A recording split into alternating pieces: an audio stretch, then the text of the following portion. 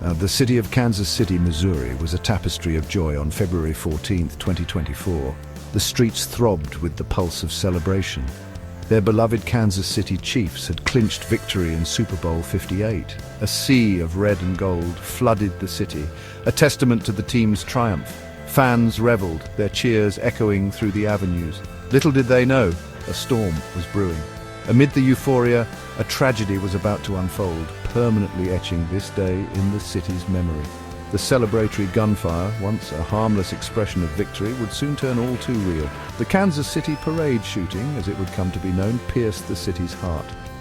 What began as a jubilant procession, a vibrant tribute to a cherished team, descended into chaos and bloodshed. In the blink of an eye, the air, thick with anticipation and joy just moments before, grew heavy with the scent of gunpowder and the chilling screams of terror. The victory parade, a symbol of unity and shared triumph, became a scene of unimaginable horror. The vibrant colors of celebration were stained crimson, the joyous cheers replaced by the piercing wail of sirens. It was a stark, brutal reminder of the fragility of life and the indiscriminate nature of violence. The shooting, a senseless act in the midst of jubilation, left an indelible scar on the city's soul. It served as a stark contrast, the ecstasy of victory overshadowed by the agony of loss and the raw, visceral fear that gripped those who witnessed the carnage. The day that began with the sweet taste of victory ended with the bitter tang of tragedy, forever marring the memory of the Chiefs' Super Bowl win.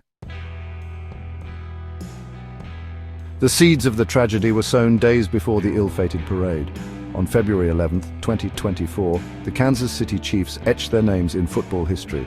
Emerging victorious from Super Bowl 58, the city erupted in jubilation, the streets transforming into a sea of jubilant fans celebrating their hero's return. A victory parade, a customary tribute to championship-winning teams, was quickly scheduled for February 14th. The city buzzed with anticipation as the day of the parade dawned. Fans decked out in their finest Chiefs gear flocked to the designated route, eager to bask in the afterglow of the Super Bowl victory.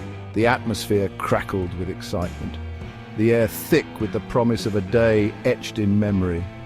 As the parade commenced, a wave of euphoria washed over the crowd. Confetti rained down, music filled the air, and the Chiefs players, perched atop double-decker buses, beamed at the outpouring of adoration. It was a picture of pure, unadulterated joy. However, the passage of time did little to soothe the simmering tensions hidden beneath the surface. Unbeknownst to the revelers, an altercation was brewing, its roots tangled in a personal dispute. The clock ticked relentlessly, each second drawing the city closer to the precipice of chaos. As the parade reached its climax, with fans packed shoulder to shoulder near Union Station, the simmering tension finally boiled over. At approximately 2 p.m. CST, the first gunshot shattered the festive bubble. The crowd, initially mistaking the sound for fireworks, continued their revelry, oblivious to the horror unfolding around them. But the illusion of safety was quickly shattered as a rapid succession of gunshots pierced the air, transforming the joyous atmosphere into a chaotic scramble for survival. The parade, a symbol of unity and triumph, descended into chaos and terror. The epicenter of the tragedy, the intersection of West Pershing and Kessler Roads, lay in the heart of the celebration. Union Station, a majestic Kansas City landmark, loomed in the background, its grandeur juxtaposed against the unfolding chaos. This bustling junction, usually pulsating with the energy of the city, became a hunting ground, the air thick with the stench of gunpowder and the screams of terrified onlookers. The scene was a horrific tableau of chaos and carnage. The ground, once littered with confetti and the remnants of joyous celebration, was now stained crimson with the blood of innocent victims. The festive attire of parade-goers, once symbols of team pride, became soaked in blood, grim reminders of the tragedy. Panic-stricken individuals, their faces etched with terror, stumbled and fell in their desperate attempts to escape the hail of bullets. The path of the shooting, a chaotic trajectory of fear and desperation, snaked through the dense crowd.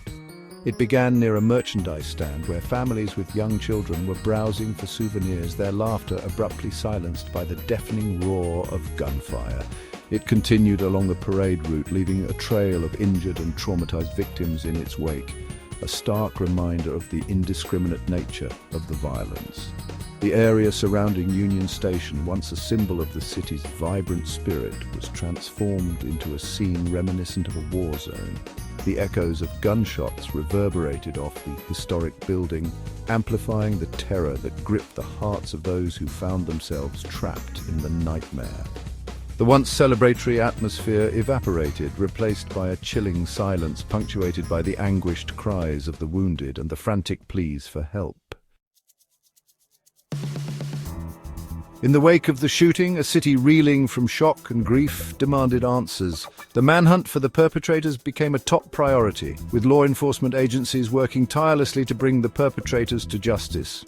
The investigation quickly identified 9 individuals as persons of interest, their lives now under intense scrutiny as the city sought to make sense of the senseless. The investigation, a complex tapestry woven with threads of forensic evidence, witness testimonies, and meticulous detective work, began to yield results. Among the 9 individuals apprehended, one stood out as unconnected to the shooting, his arrest a case of being in the wrong place at the wrong time, his only crime picking up a discarded firearm in the ensuing panic.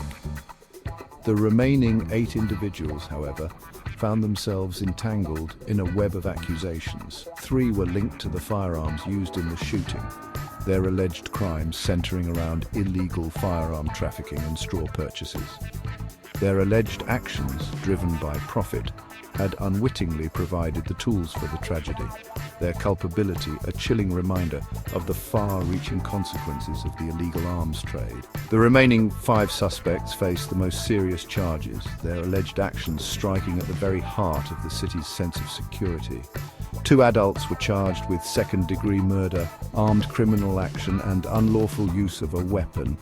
Their alleged roles in the shooting painting a grim picture of malice and disregard for human life.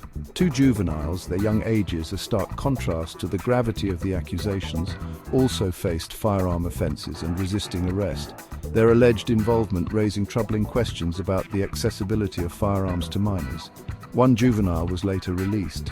The investigation continued, a beacon of hope for a community desperate for justice.